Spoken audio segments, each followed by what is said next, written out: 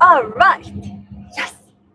Welcome to While You Wait, the podcast that you listen to while you wait for your EV to charge.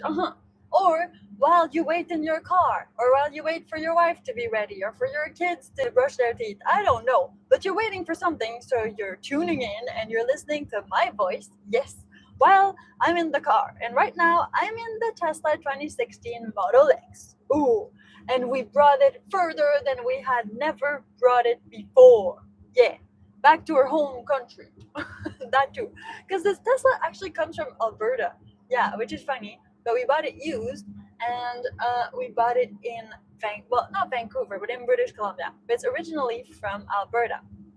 Now, what happened? What happened is that while we started doing Piper Unplugged, this YouTube channel that you're on right now, well, we had this idea that it would be amazing to go to the last Tesla Supercharger in British Columbia.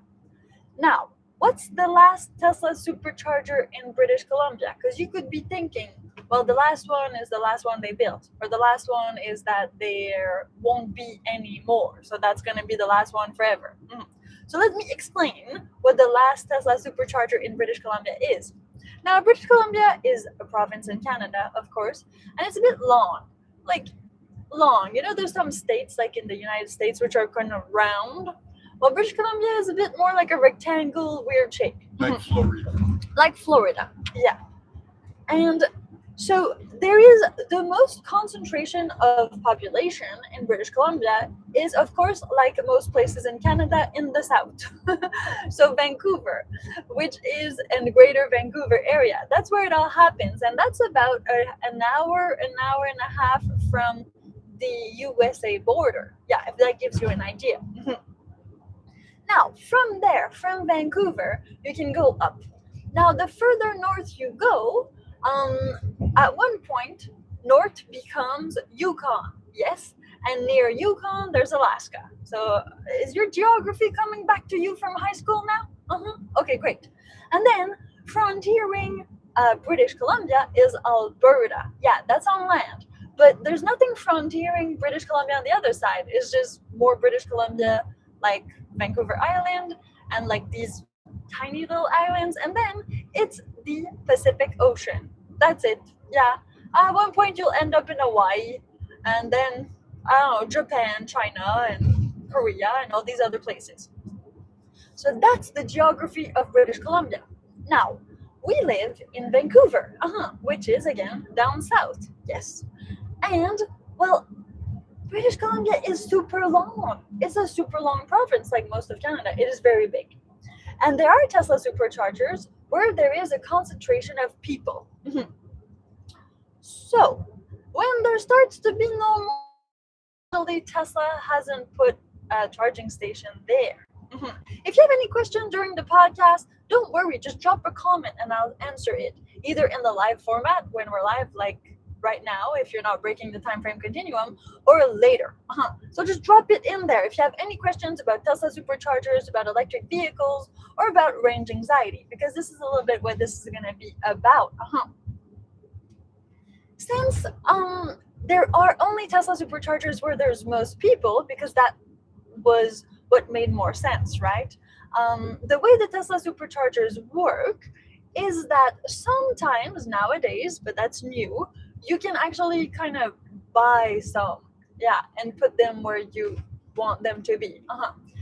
But there's also the ones that Tesla puts there. So the owner doesn't make money, they don't do anything, but Tesla kind of, not promises, but tells them that they will get some people, new people, Tesla owners there, and now even many other EV owners, because the Tesla Superchargers are open to pretty much any other EV company. And we met these two women, and it was a Honda. Was it a Honda? Toyota. It was a Toyota, and she didn't even need the Tesla app. She just plugged the Toyota in, and the Toyota app talked to the Tesla app, so she could use all the Tesla Superchargers, no problem. Now this has upgraded since the time. Yes.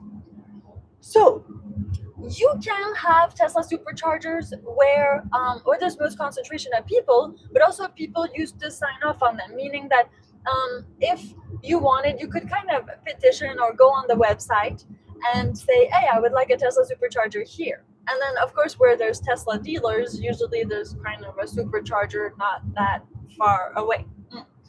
But the further north you go, in Canada and in British Columbia, well, there is less and less people, right? But not only is there less and less people, it gets very, very cold. And it gets very, very stretched out between towns, villages, cities, depending. So to get from one place to another, it's a lot of kilometers. And I mean a lot. And of course, at the beginning, if you had an EV, you couldn't have that much range. Now they're getting a lot better.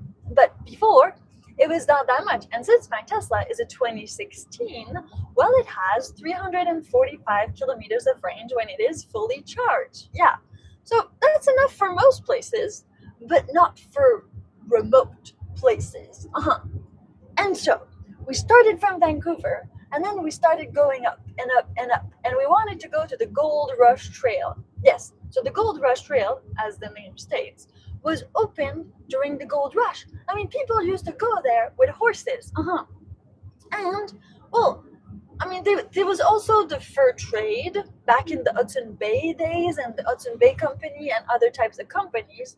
So all of this area of northern British Columbia dates back from these old days before we had electricity, before we had cars. I mean, not only talking EVs, but like just regular vehicles.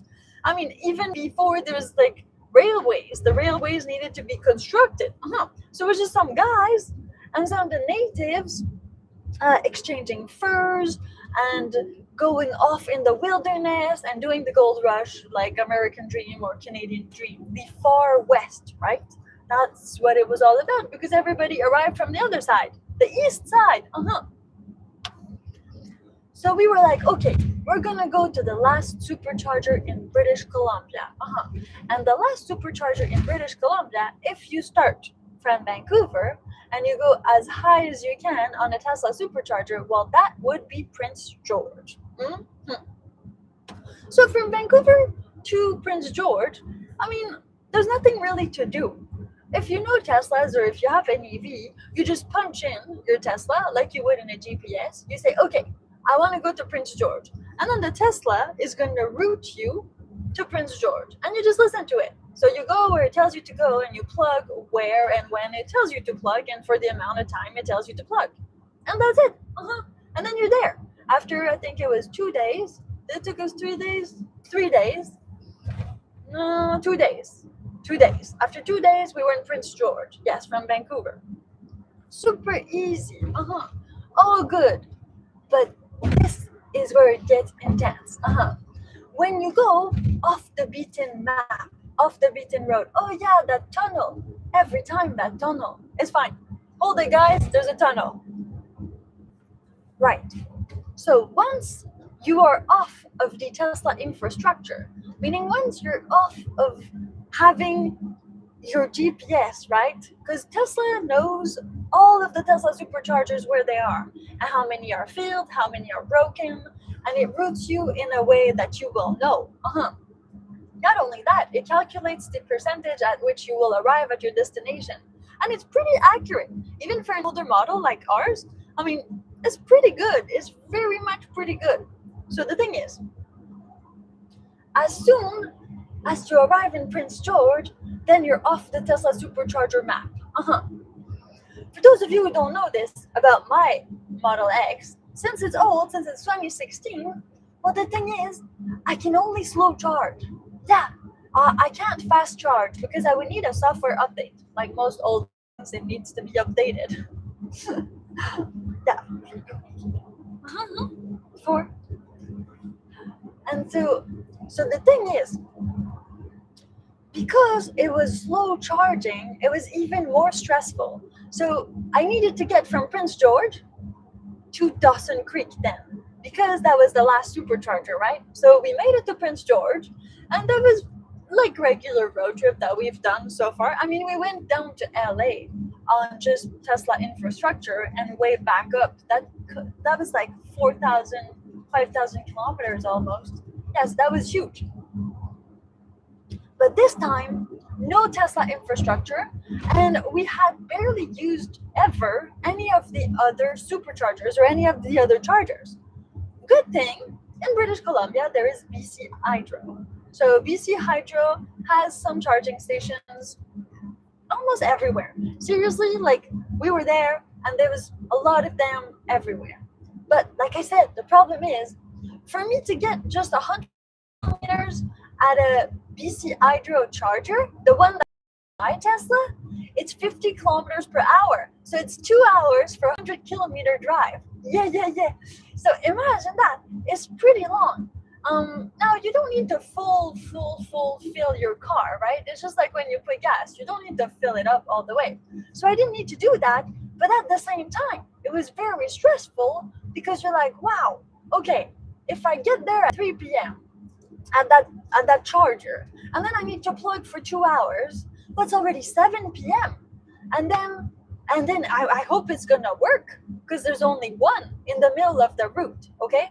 So let me get you back. We're in Prince George. We have 400 kilometers to make it to Dawson Creek. Now, Dawson Creek is mile 0 of the Alaska Highway, for those of you who don't know that. So we have 400 kilometers to make it. As I said, my Tesla can only take in 345 kilometers. That's as much range as I will get. That's it. Nothing more. You can't like add another battery. It doesn't work like that.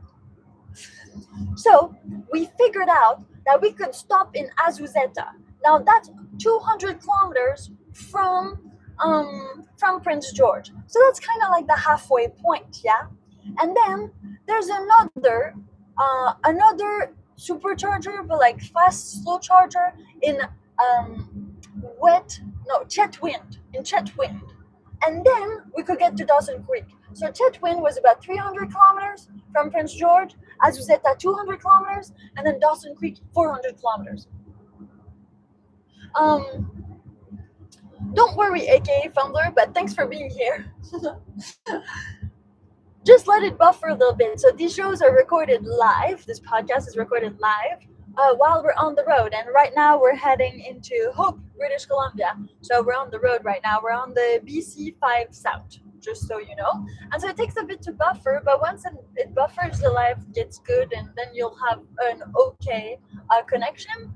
But the sound should be okay. It's mostly just the video that can lag a little bit. Getting back to, okay, we're in Prince George.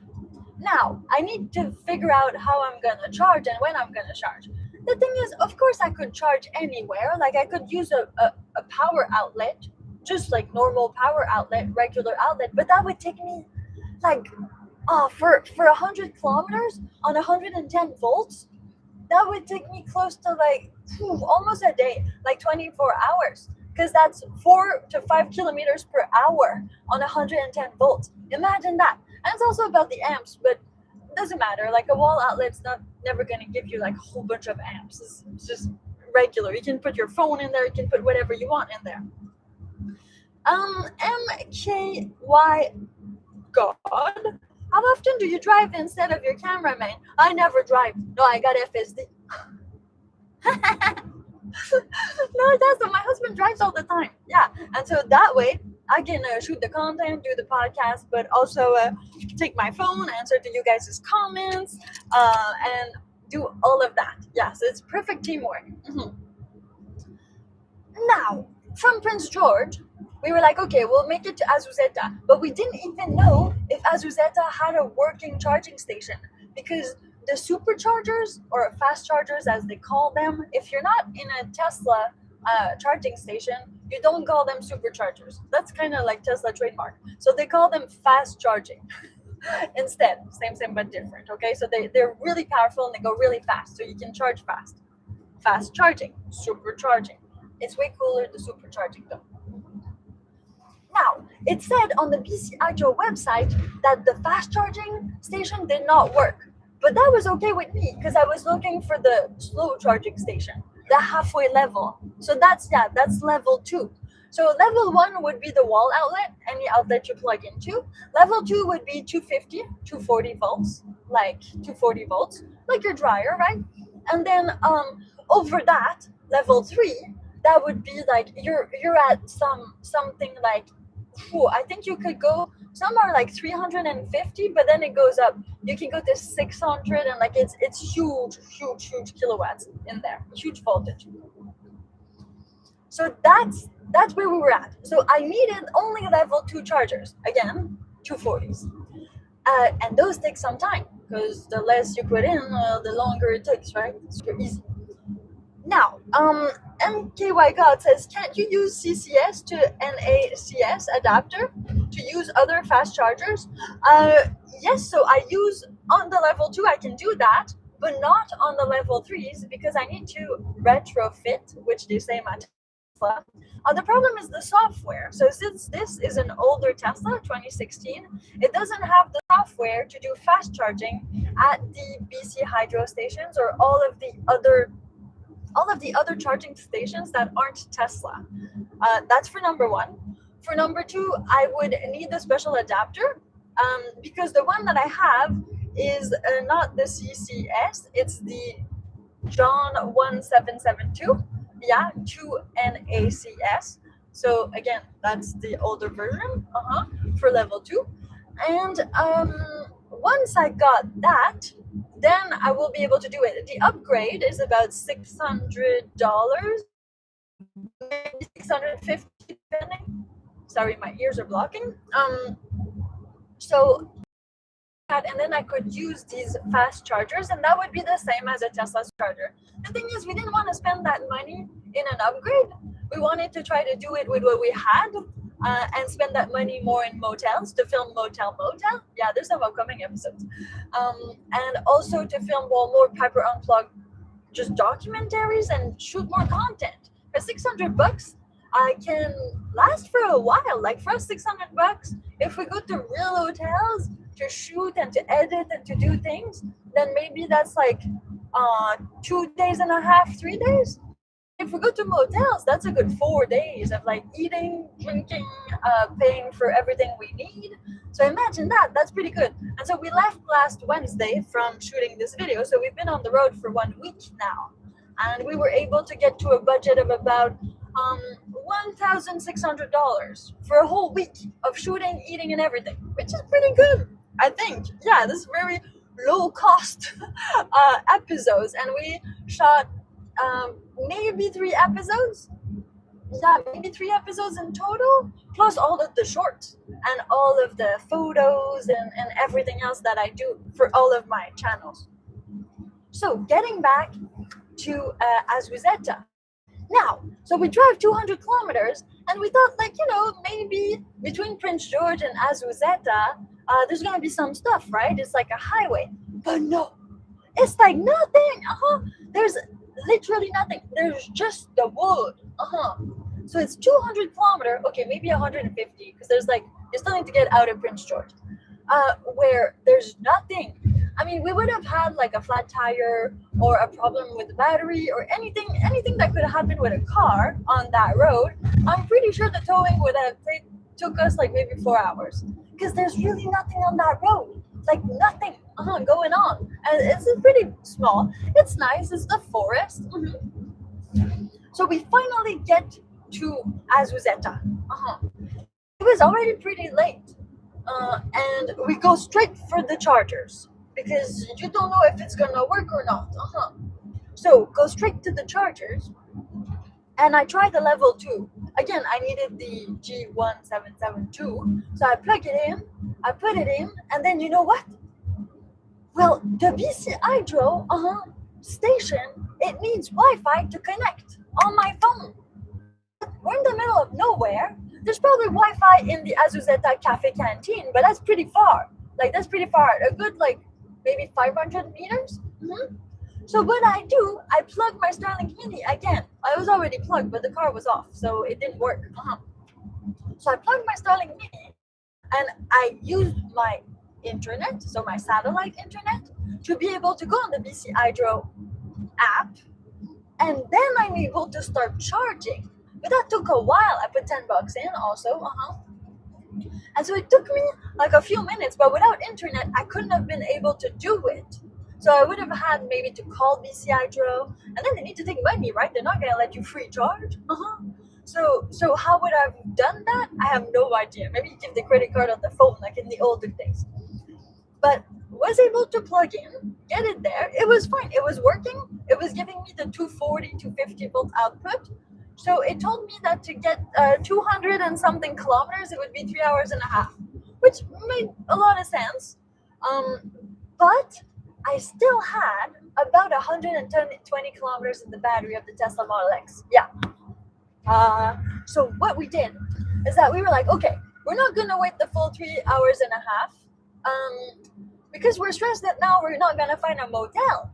That's like, because the later it gets in the day, the more the motels are filled, especially in small places like that where everybody's just kind of passing through and they need a place for the night. And when we were in Prince George just a day ago, like that morning, we couldn't even sleep there. No, because there was a lacrosse tournament and all the hotels and motels were booked and we didn't know. So we arrived in town and there's no place to stay. So we had to get back into Quesnel. So we drove an hour again on the other way, and then we came back to Prince George, and then we left to do our video, which was to get to Dawson Creek. Now, so we're there in Azouzetta, we're plugging in, and we're like, okay, I think we can do it. I think we can probably get to maybe Dawson Creek. Like, we can at least get to Chetwynd. So the thing is, like I said, Azouzetta is about 200 kilometers out. We still had 120k left. We plugged for about an hour, so we were now at about 220 kilometers left. And Chetwynd was about 104 from Azouzetta. So we're like, okay, we'll do it. We'll take the car and we'll go right now. Yeah, let's go right now. So that's what we decided to do. But it's still stressful because there's no charging, none, zero from there to there. So if the car has no more battery, well, we need to get towed pretty much. That's the whole thing. And the first half of this road, which has no one on it. So you don't stuck in the dark there, but good thing it's kind of the summer, so the sun doesn't go down before like 9:30. Yeah, and plus you're getting more and more up north, so it stays sunny pretty late. We decide to do it. We start rolling. Everything's going well, but the battery is draining pretty fast because it's this kind of like